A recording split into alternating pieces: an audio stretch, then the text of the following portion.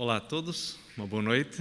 Bem-vindos novamente à nossa retomada das séries de programas evangelísticos de domingo que são transmitidos a partir da Igreja Adventista de Setúbal. Quero cumprimentar, apesar do Micael há pouquinho já o ter feito, mas quero cumprimentar todos aqueles que não só aqui estão, mas aqueles sobretudo que nos assistem através da internet. É bom podermos retomar estes encontros aos domingos, em que nós temos a possibilidade de estudar de experiências do povo de Israel do passado, no seu jornadear pelo deserto em direção à terra de Canaã, e as lições espirituais que isto para nós também tem, visto que nós também estamos a passar por um deserto espiritual, estamos a passar por experiências, por vezes agrestes neste mundo, onde o pecado ainda existe, e que nos permitem, por vezes, sentir que existe um paralelo entre as vivências de há cerca de 3.500 anos atrás dos israelitas que caminhavam pelo deserto em direção a Canaã terrestre, visto que nós pretendemos seguir até a Canaã celestial. E desta forma, então, queridos amigos, hoje o tema que vamos estudar tem como título justamente "Não há fracasso para Deus". E neste momento eu gostaria de particularmente falar àqueles que eventualmente sintam que a sua vida está vazia ou que está sobretudo marcada por infortúnios e fracassos. Talvez neste momento eu possa estar a dirigir-me a alguém que, ou presente ou em casa, possa sentir que existe uma série de circunstâncias que não estão, diríamos assim, a ser favoráveis na sua vida. Eu lembro-me há uns anos atrás ter tido a oportunidade de conversar com uma senhora que me contava como frequentemente ela se sentia frustrada porque nos seus relacionamentos, nas relações de amizade que ela tinha, frequentemente ela era traída pelas pessoas que se diziam suas amigas. E ela sentia-se profundamente, não só desconfortável, mas sobretudo desalentada em relação ao relacionamento com o ser humano. E então esta senhora refugiava-se no cuidado com os animais. E ela dizia muitas vezes com alguma frustração que preferia cuidar de animais porque estes pelo menos não a desiludiam, como ela tantas vezes se tinha frustrado nas relações com os seres humanos. Bem, conhecendo esta pessoa e podendo perceber algumas das suas peculiaridades temperamentais, dei-me conta de que, provavelmente, o problema não estava com as outras pessoas, mas sim com ela, com um conjunto de características e de atitudes, por vezes, que esta senhora tinha, que fazia com que as outras pessoas, efetivamente, acabassem por se atritar com ela e, por vezes, acabavam por abandoná-la, deixando-a, enfim, um pouco isolada nas suas realidades ou nas suas experiências. A história de hoje, de alguma forma, ela nos ajuda a entendermos como é que o povo de Israel passou por uma experiência mais ou menos semelhante. Eu queria pedir ajuda à técnica porque não estou a conseguir passar aqui o... Ok, muito obrigado então. Então, a história de hoje acontece no contexto de Números capítulo 13. E é justamente neste texto, ou nestes capítulos, no capítulo 13 de Números e no capítulo 14, que nós vamos encontrar a história que hoje, de alguma forma, nos vai guiar na temática da reflexão espiritual que temos para esta noite. O contexto aqui é o seguinte: o povo de Israel tinha passado cerca de um ano, mais ou menos, e eles estavam agora na região de Cades Barneia, acampados ali, já muito próximo da fronteira com aquela que haveria de ser conhecida como a terra de Canaã e que mais tarde haveria também de ser chamada o território de Israel. E o povo de Israel estava então ali acampado e diz-nos a Bíblia que Moisés, para incentivar inclusive o povo a continuar o restante da jornada, destaca 12 homens, líderes das suas tribos, para que estes fossem como espias visitar a terra de Canaã e trazer, portanto, o relatório daquilo que eram as qualidades e as características da terra que Deus lhes tinha prometido há várias gerações que haveria de presenteá-los como uma terra de possessão, a terra prometida. E então, estes 12 homens, e vale a pena lembrar aqui uma coisa muito importante. Normalmente, nós, como conhecemos a história dos 12 espias, pensamos que eles foram homens que foram sorteados para irem visitar a terra de Canaã. Não, eles na realidade eram os 12 líderes de cada uma das suas tribos. Eram, portanto, pessoas extremamente influentes, pessoas que as suas decisões influenciavam normalmente todo um conjunto de clãs que estavam, de fato, debaixo da liderança daquela tribo. E estes homens, estes líderes, são convidados justamente a irem visitar a terra de Canaã para que pudessem depois, eles com a visão, com o conhecimento no terreno de quais eram as características desta terra que Deus lhes tinha prometido, pudessem efetivamente empolgar, entusiasmar o resto da sua família na tribo para os impulsionar à conquista e encorajá-los de que, de fato, o que Deus lhes tinha prometido era algo muito bom. E a Bíblia então diz-nos que eles seguem durante 40 dias visitando toda a terra de Canaã. E quando eles regressam, era, portanto, provavelmente final do verão, início do outono, uma altura mais ou menos semelhante àquela que nós estamos a viver hoje, e eles trazem um grande cacho de uvas. Era tão grande que diz a Bíblia que ele precisava ser transportado numa vara ao ombro de 2 homens. E diz ainda a Bíblia que eles trouxeram mais alguns figos e mais romãs. E podemos imaginar o tamanho destas frutas, porque elas, de fato, deveriam assombrar pelas dimensões que os hebreus, de fato, não estavam habituados a ver frutas de tamanho tão significativo. E a Bíblia diz-nos, no capítulo 13 de Números, que quando os espias chegam a Canaã, chegam à cidade, aliás, ao acampamento, eles têm, diríamos assim, algumas informações a apresentar. E o relatório dos espias poderíamos defini-lo em 3 opiniões bem distintas. Uma delas extremamente positiva, otimista, e as outras 2 negativistas. E como vocês podem ver aqui, portanto, na projeção, a primeira afirmação que Josué e Caleb fazem é um incentivo. E eles dizem: vamos avançar confiantes em Deus, porque certamente venceremos, porque o Senhor será conosco.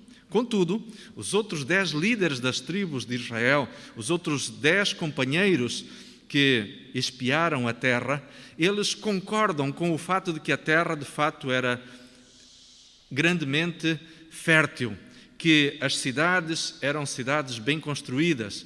Também concordam que os habitantes da terra eram pessoas que eram generosas em corpulência e em estatura, porque de fato a terra era fértil e nutria bem os seus habitantes. Mas estes 10 espias, apesar de terem visto exatamente as mesmas coisas que Josué e Caleb viram, eles tinham uma perspectiva diferente, uma perspectiva negativista. Sabem, queridos amigos, muitas vezes existem pessoas que são capazes de olhar para as circunstâncias e perceber algo diferente, completamente diferente do que outros veem. Existem pessoas que, ao olhar para um copo que está com água pelo meio, enxergam o copo meio vazio, enquanto outros o enxergam meio cheio. Mas isto, diríamos assim, é apenas, diríamos, uma maneira de dizer as coisas, porque na vida existem muitas circunstâncias em que, às vezes, para alguém, aquilo que pode ser bom, para outra pessoa, de acordo com a ótica com que a pessoa vê as circunstâncias, pode ser algo mau. É interessante que quando alguém está desanimado, tem uma visão pessimista da vida, ou até está numa situação de depressão, por vezes, tudo aquilo que acontece pode ser visto como algo negativo, como algo mau. E aqui estão exatamente 10 homens cuja visão é de tal forma negativista que eles, olhando para aquela terra fértil, eles são capazes de ver aquela terra como algo que consome os seus habitantes. Sabem que os tradutores da Bíblia não conseguem encontrar uma tradução razoável e lógica para esta expressão que encontramos em Números capítulo 13, verso 32. É interessante, os próprios tradutores não entendem o porquê desta afirmação. Mas há uma outra ideia que é apresentada aqui no texto e que é a afirmação que os espias fazem, que eles dizem que eles se viam aos seus próprios olhos como gafanhotos, quando comparados com os outros habitantes da terra de Canaã. E reparem que eles dizem isto não necessariamente pela opinião das pessoas com quem eles tiveram algum contato, como os habitantes de Canaã, mas eles dizem o que eles sentiam em respeito a si mesmos, e eles afirmam inclusive que achavam que era dessa forma que os cananeus os viam também, como sendo gafanhotos, como sendo pessoas de baixa estatura. Bom, há aqui um aspecto interessante, o contraste entre a visão humana e a perspectiva de alguém que é capaz de confiar em Deus e visualizar a realidade sob a ótica celestial.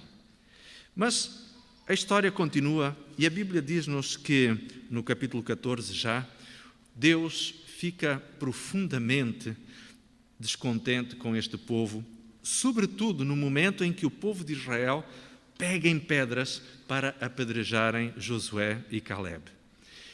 Diz que do santuário Deus se manifesta de forma poderosa, provavelmente estamos até a imaginar Deus a ter uma manifestação não só luminosa, mas também sonora, para fazer o povo efetivamente prestar atenção naquilo que eles estavam a fazer. E aqui há um detalhe muito interessante, porque a Bíblia diz que Deus, ele acaba por chamar a atenção do povo, mostrando-lhes que eles estavam a ser tremendamente inconvenientes.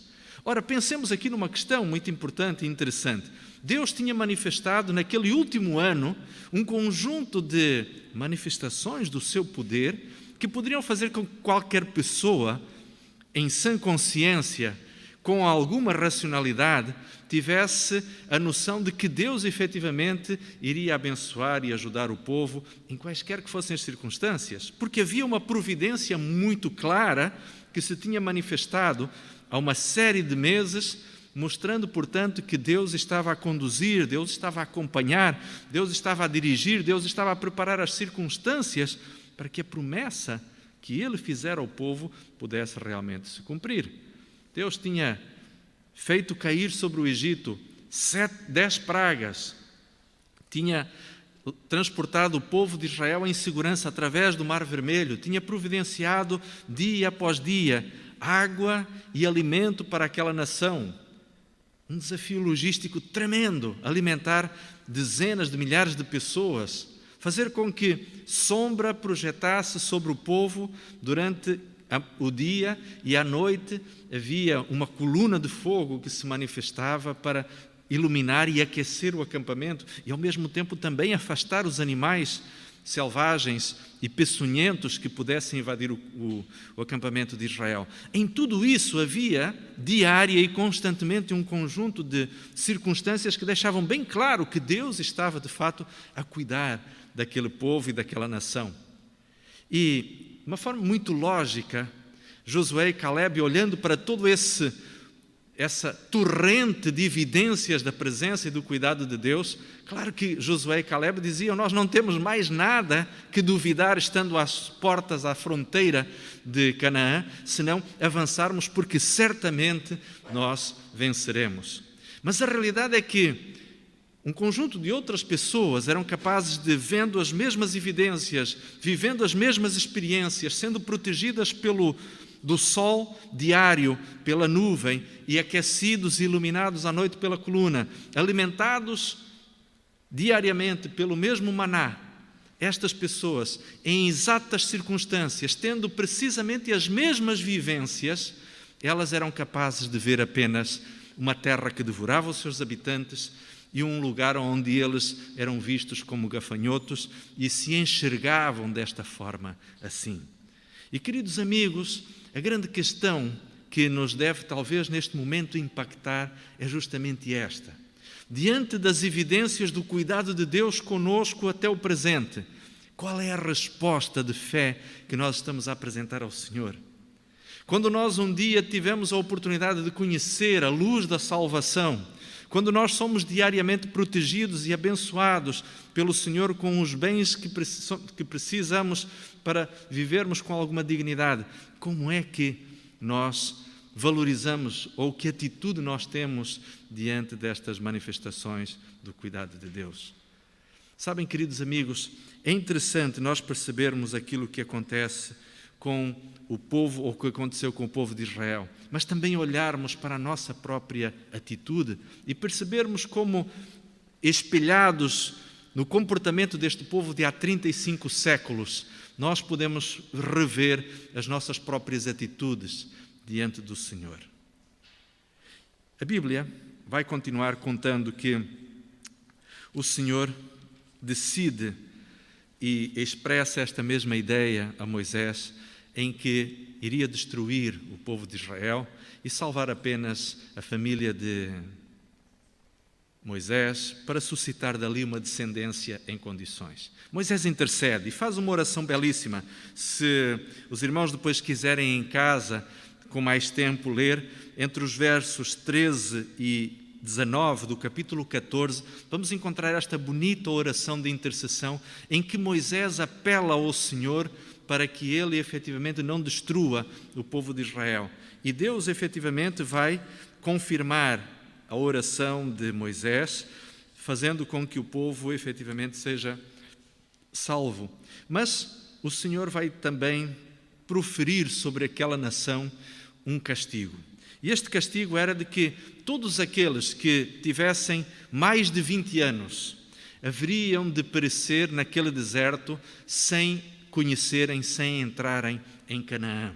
E estes haveriam de passar por cerca de 40 anos no deserto, o equivalente a 1 ano por cada dia que os israelitas, ou que os espias israelitas haviam peregrinado por Canaã, durante o período em que estiveram a visitar a cidade, ou o território.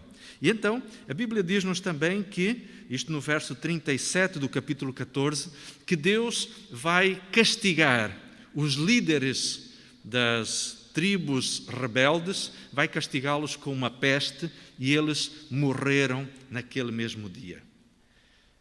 Nós não sabemos que tipo de peste foi.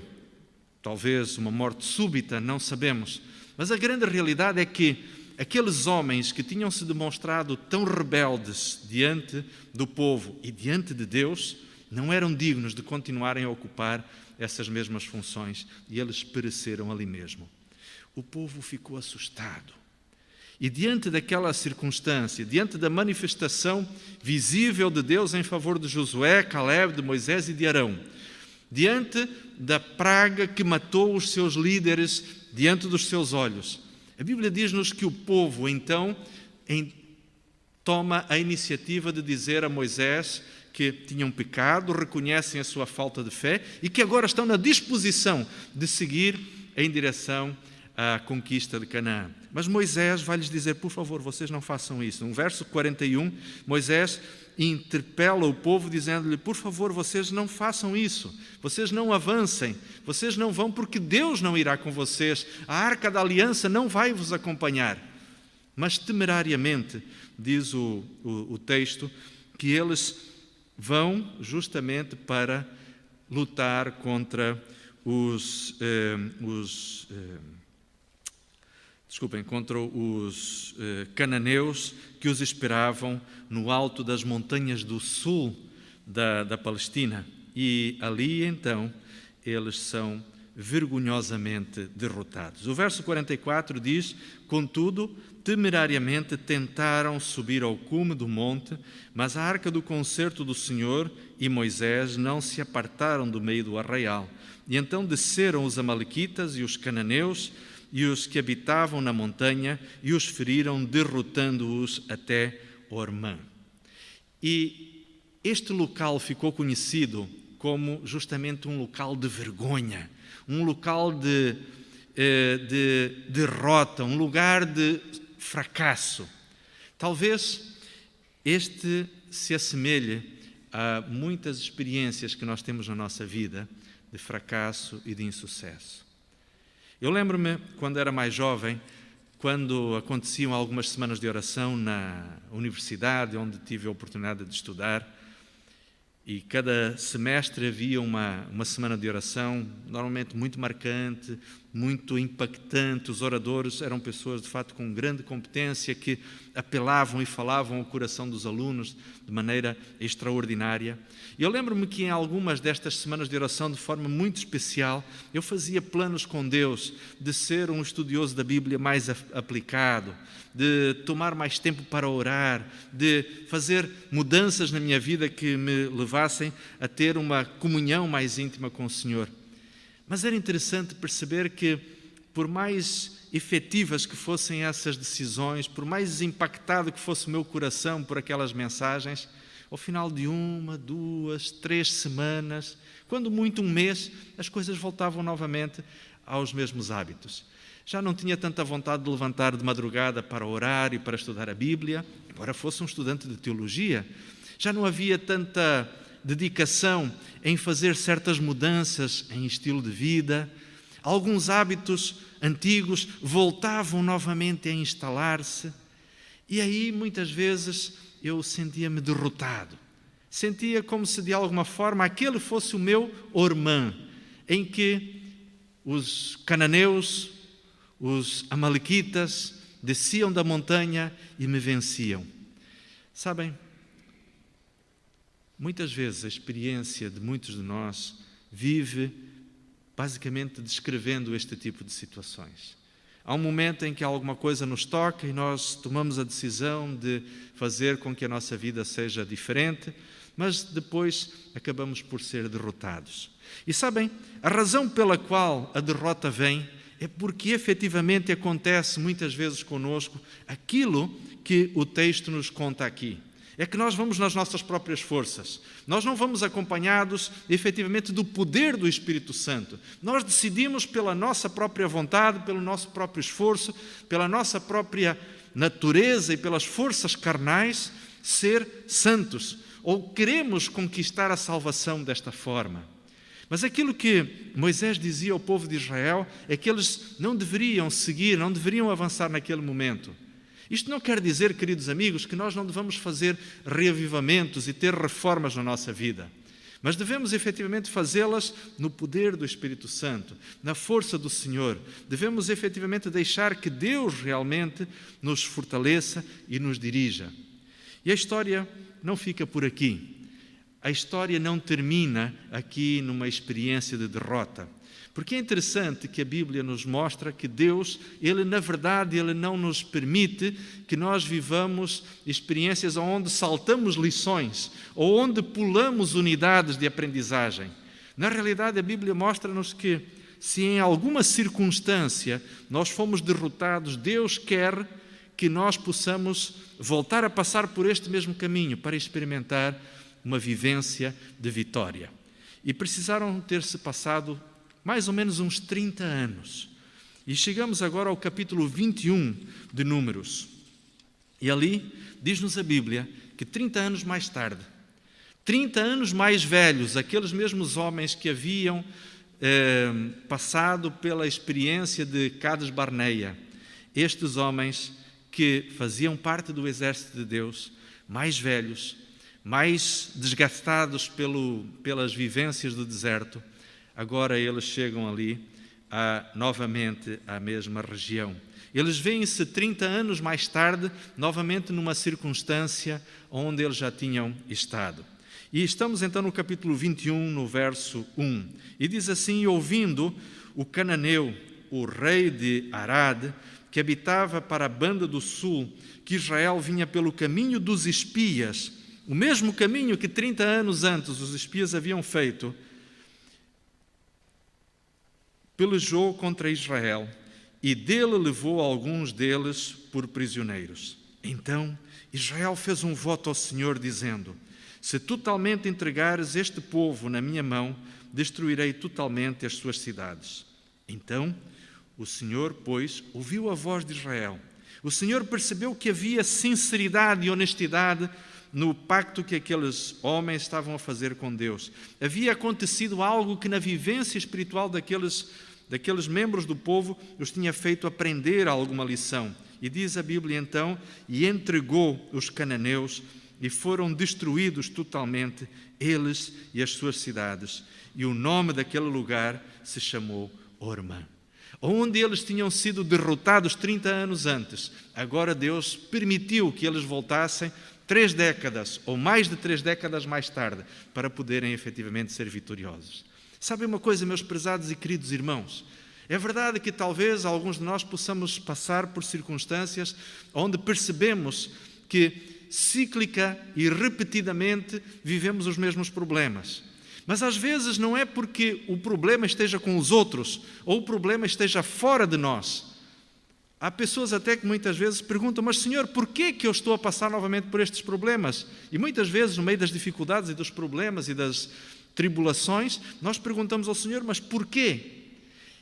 E às vezes Deus nos permite passar pela mesma experiência, pelo mesmo exercício, pela mesma lição espiritual, para que nós a possamos efetivamente aprender. E mesmo tendo a noção de que já aprendemos, às vezes, a realidade é que Deus ainda quer que nós entendamos algo diferente. Nós não podemos esquecer aquilo que em Romanos, capítulo 8, verso 28, nos diz a palavra do Senhor, que todas as coisas contribuem para o bem daqueles que amam a Deus. E reparem que Paulo diz que são todas as coisas, e ele não distingue aqui que apenas as bênçãos são para o bem daqueles que amam a Deus. Ele mostra que inclusive as tribulações, as dificuldades, os problemas, as provações, as tentações podem ser também um instrumento de Deus para nos ajudar a crescer para o nosso próprio bem. Talvez neste momento esteja a falar a alguém que está a passar por lutas e por dificuldades. Esteja a viver problemas semelhantes aos que já viveu tantas vezes ao longo da sua vida. Querido amigo, prezado irmão ou prezada irmã, não seria talvez o momento de você fazer a pergunta a Deus se existe alguma lição espiritual que ainda não conseguiu aprender, mas que o Senhor o está querendo ajudar a compreender, a aprender, a entender? Sabem, quando nós vamos a Mateus capítulo 5, verso 3, nós encontramos ali aquilo que poderíamos de alguma forma chamar a lista das virtudes espirituais que Jesus queria que os seus discípulos desenvolvessem. E quando começamos ali aquela que é conhecida como a lista das bem-aventuranças, em Mateus no capítulo 5, no verso 3, Jesus começa por dizer, bem-aventurados os pobres de espírito, porque deles é o reino dos céus. E quando nós analisamos a listagem das virtudes espirituais que Jesus apresenta ali, nós podemos perceber que aquelas características que Jesus ali mostra são efetivamente uma escada, estão colocadas numa progressão em que se começa desde o degrau mais baixo até o degrau mais alto. Se você estudar as bem-aventuranças, como elas são apresentadas em Mateus capítulo 5, certamente vai perceber que cada uma das virtudes que é exaltada em cada bem-aventurança, você vai perceber que cada uma destas virtudes, de alguma forma, é superior em relação à anterior, até chegarmos à maior de todas as virtudes, que é o fato de ser injuriado e perseguido, porque, efetivamente, as pessoas que são injuriadas e perseguidas, ou que são injustamente caluniadas, são aquelas que atingiram um certo grau, de alguma forma, de semelhança com Cristo, que a única maneira dos ímpios as poderem, de alguma forma, atingir é acusando-as injustamente de serem aquilo que efetivamente elas não são. Mas reparem que a primeira bem-aventurança, e se entendermos as bem-aventuranças como uma escada, a primeira bem-aventurança fala daquilo que poderia ser o primeiro degrau da escada da santificação, que é a humildade. Bem-aventurados aqueles que reconhecem que são pobres de espírito, aqueles que têm a consciência de que precisam de uma força muito maior do que aquela que eles possuem para poderem efetivamente ser semelhantes a Jesus Cristo.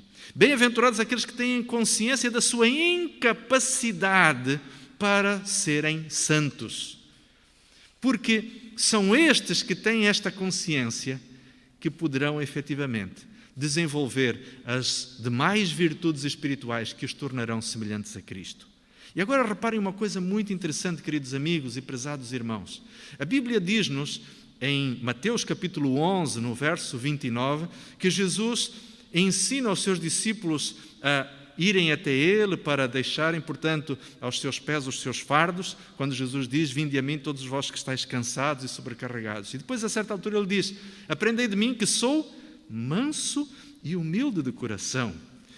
É altamente significativo o fato de nós notarmos que Jesus, Ele nos convida a, como Ele, sermos humildes, porque efetivamente a humildade é o primeiro degrau para que possa haver a tal transformação, a tal experiência de vitória, a tal experiência de sucesso espiritual.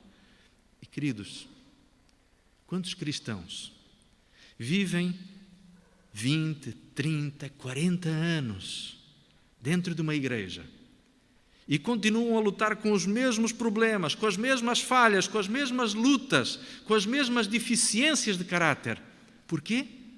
Porque talvez não tenham subido ainda o primeiro degrau da santificação, que é a humildade. A consciência de que precisamos de uma força maior do que a nossa para sermos vitoriosos e bem-sucedidos. Muitos cristãos acabam por não evoluir na sua vida espiritual, porque, efetivamente, ainda não subiram este primeiro degrau da santificação. Continuam tentando ser bons pela sua própria força, continuam tentando ser semelhantes a Jesus pela sua própria experiência de força de vontade, de domínio próprio. Mas, por mais força de vontade que nós tenhamos para estudar a Bíblia todos os dias, por mais força de vontade que nós tenhamos para exercer uma vida de oração, por nossa própria capacidade, isto certamente não nos levará a lugar algum. Não passará de uma formalidade, de um ritualismo religioso, que, se não for abençoado pela ação do Espírito Santo, nunca se transformará numa vida de verdadeira transformação. Mas reparem, em João capítulo 16, no verso 33, Jesus faz uma promessa aos seus discípulos. Na realidade, esta promessa, inclusive, até tem algo, diríamos assim, de muito lúcido. Quando Jesus diz assim: tenho-vos dito isto, para que em mim tenhais paz. No mundo tereis aflições, mas tenham bom ânimo, porque eu venci o mundo. Queria convidá-lo a ir comigo a um texto que encontramos no livro de Romanos, no capítulo 5.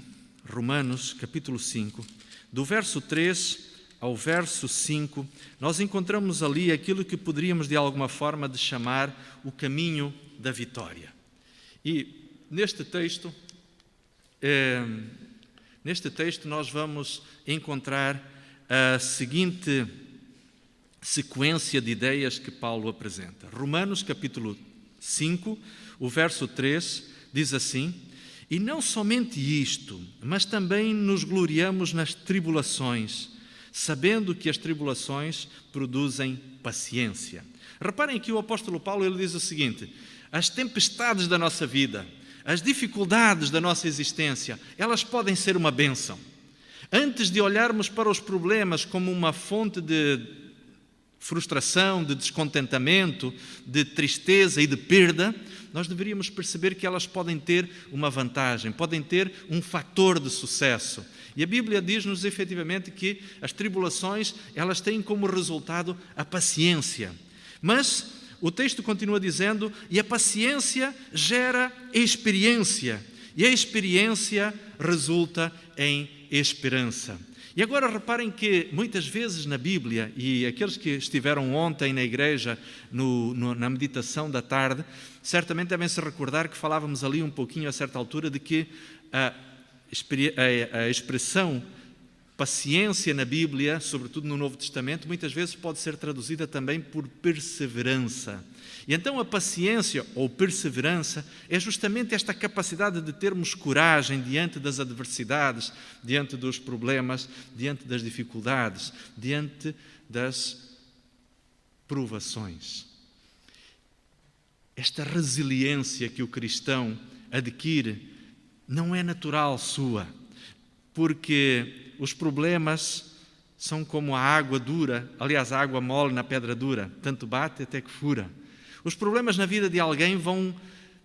Existe um ditado que diz que aquilo que não mata, fortalece. Mas a realidade não é esta, meus queridos amigos. É que o mal, o sofrimento, ele tem um efeito residual. Ele pode não destruir completamente no primeiro embate, mas ele vai fragilizando. Ele vai deixando um resíduo que vai fragilizando, que vai enfraquecendo gradualmente. E a razão é que, apesar das dificuldades da vida, quanto mais o tempo passa, mais os nossos cabelos embranquecem, mais as nossas fragilidades se manifestam, mais as nossas deficiências físicas se acumulam, mais as nossas mazelas se amontoam. E não é o contrário que acontece. Nós não ficamos mais fortes à medida que ficamos mais velhos. Por isso é que as pessoas acabam por adoecer e finalmente morrer. Mas na vida do cristão, parece que paradoxalmente alguma coisa ao contrário acontece. O cristão, em vez de ser destruído pelos fracassos e pelas lutas e pelas dificuldades da vida, isto faz com que ele se torne uma pessoa melhor, mais generosa. Poderá fazê-lo ainda uma pessoa mais confiante em Deus. Mas a Bíblia também nos diz que esta vivência de comunhão com o Senhor através dos problemas e das dificuldades gera também em nós uma experiência, porque à medida que Deus manifesta o seu poder na nossa vida, faz crescer uma fé, uma confiança que é resultado justamente de uma vivência de religiosidade, uma vivência de intimidade com Deus. E esta experiência, como diz a própria palavra, ela intensifica a esperança. E aqui nós lembraríamos as palavras de Tito, no capítulo 2, no verso 13, quando ele diz que nós aguardamos o quê? A bem-aventurada esperança, que é a manifestação do nosso Senhor Jesus Cristo. E, queridos irmãos e prezados amigos, a grande realidade que Deus tem para cada um de nós é justamente esta. Nós esperamos efetivamente novos céus e nova terra, onde habitará a justiça, onde não existirão mais doenças, onde não existirá mais nenhuma razão para sofrermos, nem para vivermos angústias ou para derramarmos lágrimas.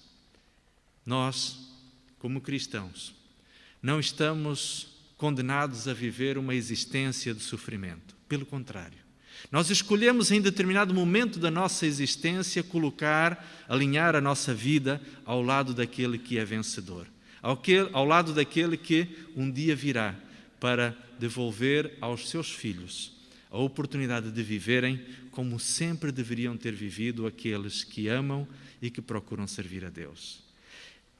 Por esta razão, querido amigo, não importa qual seja a sua experiência, não importa qual seja a quantidade de vezes que você tenha fracassado, nós não seremos condenados à morte eterna pelo número de vezes que tenhamos pecado, mas sim pelo fato de não termos aceitado o perdão restaurador de Jesus para cada um de nós.